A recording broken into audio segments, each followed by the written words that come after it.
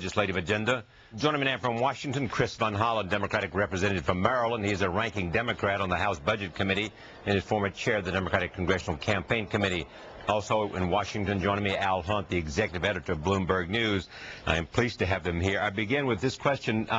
Congressman, you were there. You saw the transfer of power. Give me your impression of the new speaker today.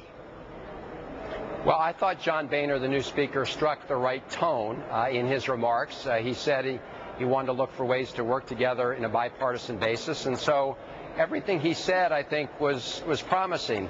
As you all know, the real test comes in not so much what people say, but what they actually do, whether we really will govern the House in a bipartisan manner. And I do have to say I was somewhat disappointed in one of the very first votes that came up that had to do with the rules of the road governing the House, which is a lot more than a housekeeping affair. It actually lays the guidelines for how we're going to deal with big issues like budget issues of taxing and spending. And on that front, they immediately opened a loophole that can create larger deficits and more debt in the years ahead. So anyway, it's the start of a new year. I think we're all excited about the prospects of trying to find common ground. But where we can't, I think the minority has a responsibility to clearly articulate our differences so that people can choose. The Speaker also said, I want to bring Al in on this because he has covered the Congress in earlier times for a long time. He's smiling as I say that, but it's true. Henry Clay. Henry Clay was... how was he to cover Henry Clay? He was a good orator, wasn't he? He was. He was great, Charlie. He was our kind of guy. All right. So the question is, when the Speaker talks about a different kind of leadership in comparison with your Speaker, Nancy Pelosi, in comparison with his former colleague Newt Gingrich, what do you make of that? Well, again, Charlie, I think only time will tell. All I know is this.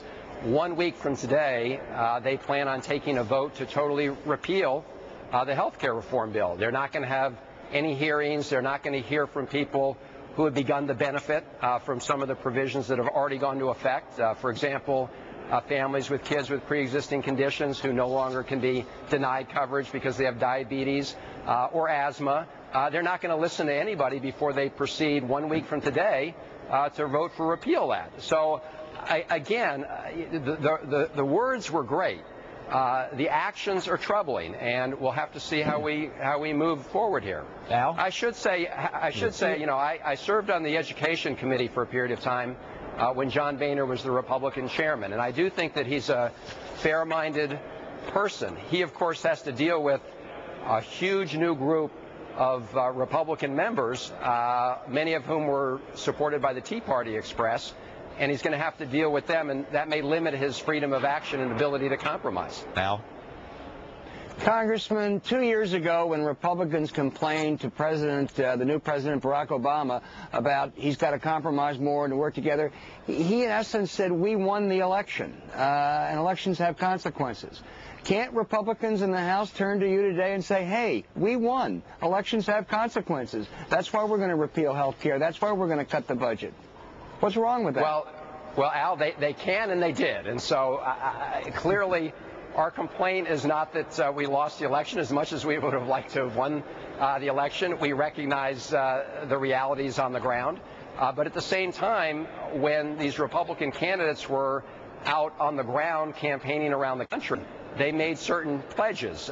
For example, they said they were serious about reducing the deficit and reducing the debt, and yet within a very short period of time, in fact, just minutes ago, they voted for a rule that says you can use the whole budget reconciliation process, which is supposed to impose budget discipline. You can use it even though it blows a hole in the deficit. I don't think that's the kind of change people were expecting when they voted for a lot of these. But you're absolutely right, Al. They're the majority.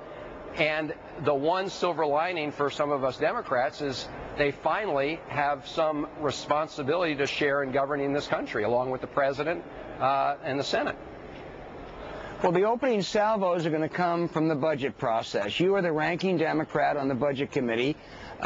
Based on what you've said today and what you've just said now, I gather you and Paul Ryan, for whatever mutual respect you have for each other, are off to a little bit of a rocky start substantively. Well, let's see. There are going to be areas where we clearly disagree, and it's going to be our responsibility there to spell out our differences clearly. But there may be room for common ground.